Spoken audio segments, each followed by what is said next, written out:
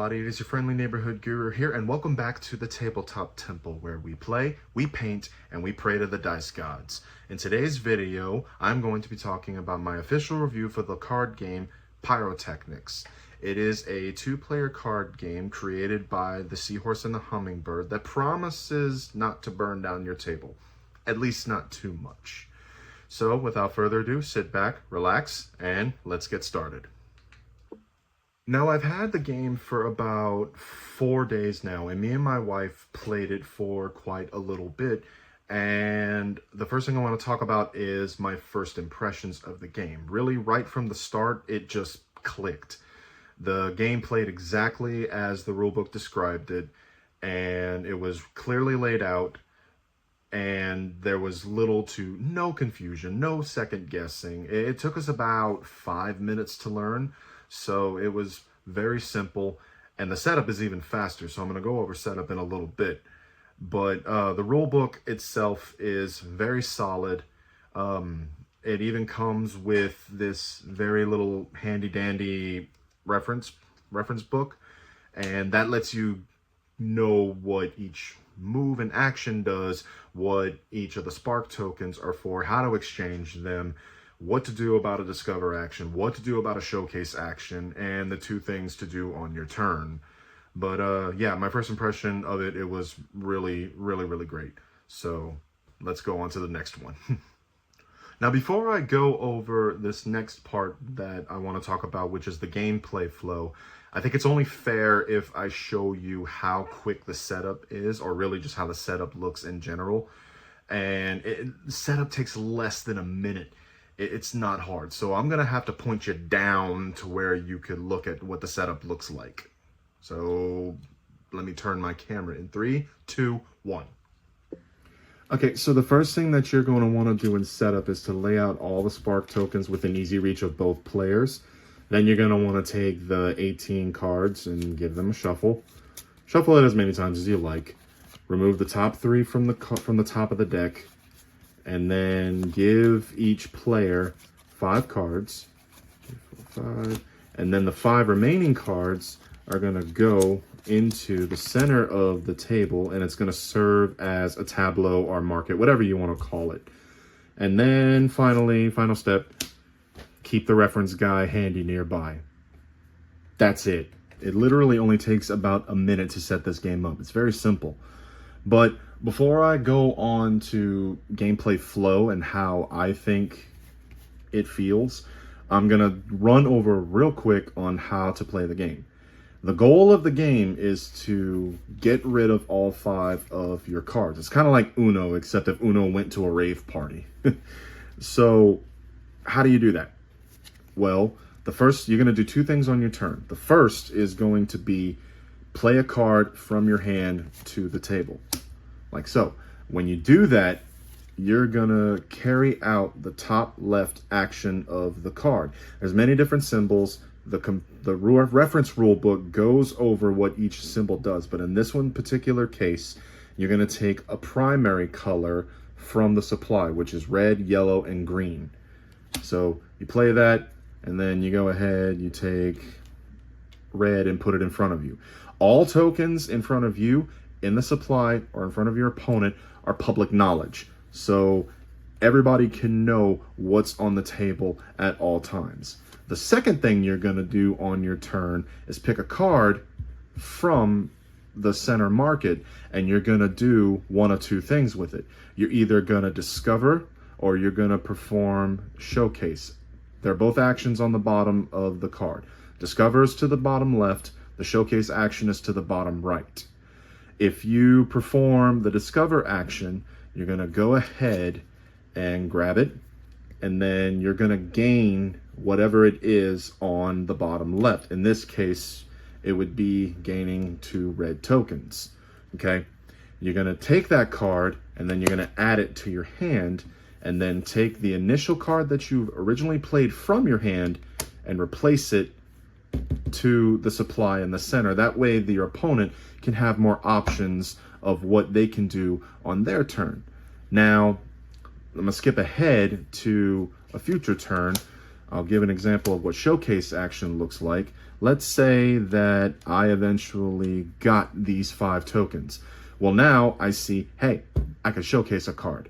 So same one, I'm gonna take it, and I'm gonna perform the showcase action, which is to the bottom right, and it requires you to pay. All showcase actions require you to pay something. The initial action and the discover action require you to gain some things. So if I had the 5 tokens, which future turn, let's say I did, you're gonna pay the 5 red tokens, and you're gonna showcase it. To do that, you're just gonna remove the card from the game, but you're still gonna replace it with the initial card that you played, and thus you would now have a shorter hand. You keep going through these rounds with you and your opponent taking turns, and then the first person to get rid of all 5 of their cards wins. That's it. Okay, so now that I've gone over how to play real quick, like I said, you can learn this game in 5 minutes. Now that I've gone over a quick how to play, now I'm gonna go over what I thought of gameplay and flow itself. Turns in this game could be as quick or as long as you need to make them. In some rounds, you're gonna find yourself snapping through your turns almost like lightning, like very quick. And then in other turns, you'll think to yourself, oh, I got this whole plan lined up, and then all of a sudden your opponent decides to steal a spark token from you, and then you have to rethink your plan on the fly. So with that said, we found ourselves in quite a few moments of saying things like, how dare you? And it was just a lot of playful back and forth in this card game, which it was very enjoyable. But really, that's all I got to say about gameplay flow. Okay, so now I'm going to talk about strategy and replayability. We've ended up playing about 5 times all together. Does that sound right? Yeah, 5 times all together. I think so. Yeah, 5 times. Again, I could talk today. 5 times. But what I do want to say is that gameplay itself, for that counters to replayability, each game takes about 10 minutes. And then at the end of the game, we're looking at ourselves, you want to go again? Sure.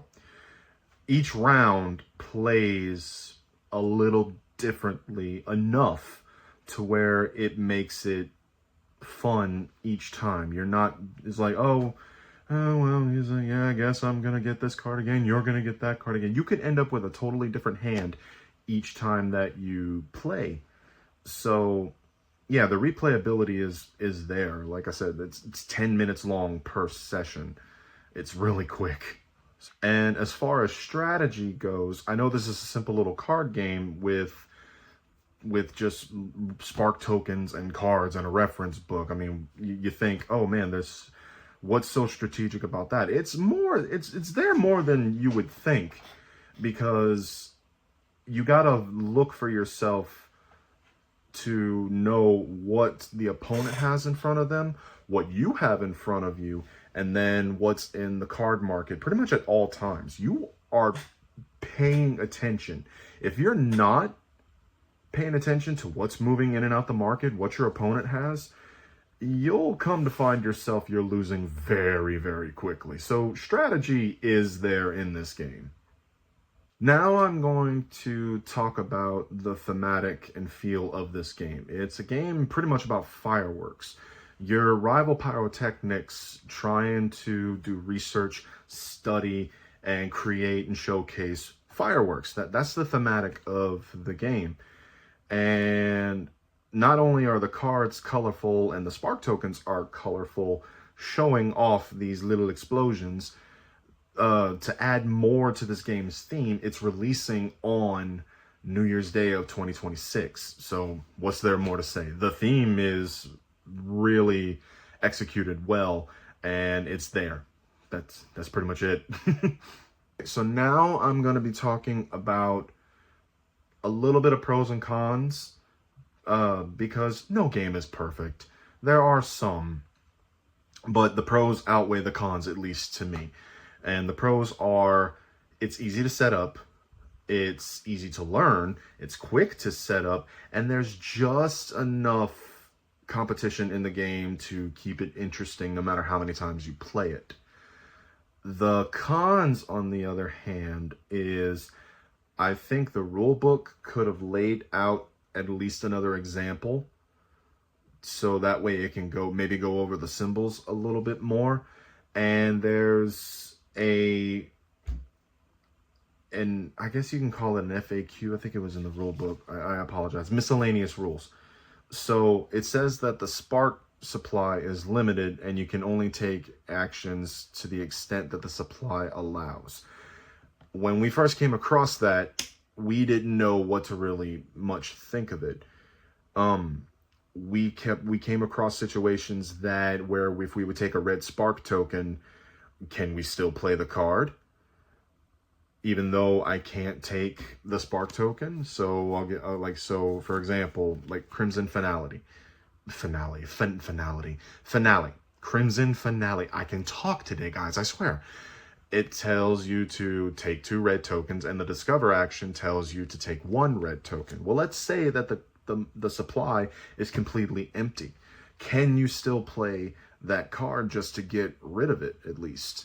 I actually reached out to the creator, and yes, you can. So I think the rule book could have laid out that miscellaneous rule a little bit better, but I'm glad that they reached out to me very quickly and clarified that rule. So kudos to Seahorse and the Hummingbird. Thanks a lot. Okay, so here are my final thoughts for Pyrotechnics. All in all, in the end, it's just a fun game. It's not trying so hard to be this big, heavy, strategic game. It's really just fast, fits in your pocket, very light, quick to set up, and very replayable. So to me, that makes it the perfect candidate to bring to a casual game night with your friends, and you could break it out in between games. Like I said, it takes 10 minutes to play, sometimes 15 minutes if you're really thinking about your turn. But yeah, that are my final thoughts about the game. And if you want to get a copy of this game, I'm going to include a link to where it's going to be available at. But from my understanding, which I still really like this, it is coming out for launch on January 1st of 2026. Which again, fitting the theme of the card game itself. So that's pretty much my final thoughts on Pyrotechnics. It's just a really fun game to break out between sessions.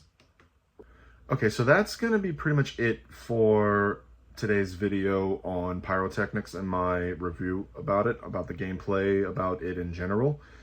All in all, I'd give the game a solid 8 out of 10. It's, again, like I said, don't mean to sound like a broken record. It's fun, it's quick, it's fast, and it's replayable. I'd like to give a huge shout out to Seahorse and the Hummingbird for sending me a copy to review and play with. I very much enjoyed it. You guys are truly the best, and I look forward to doing any more reviews for you guys. Truly, thank you. But if you like today's video, please hit the like button, drop a comment if you'd like, because it really helps out my channel. And because I'm very new to this, so I would truly appreciate it. And if you haven't already, please go ahead and subscribe. But that's going to pretty much do it for today's video, like I said. And I will see you guys on the next review, painting or play, whatever I feel like doing. Goodbye.